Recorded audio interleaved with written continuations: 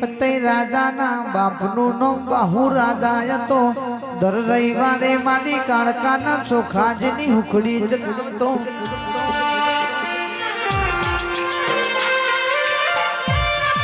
ત્યાં હુખડીનો ધૂપ લગાય મેં એવું કેતો જોયું ને માતાજી હું તમને ચોખાજની હુખડીનો ધૂપ કર્યો ને.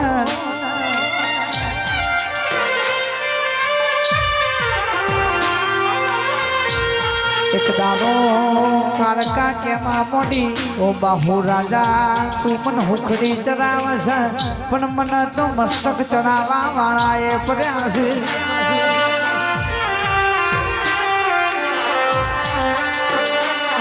કે દાદા બાહુ રાજા જેવો બોલ્યો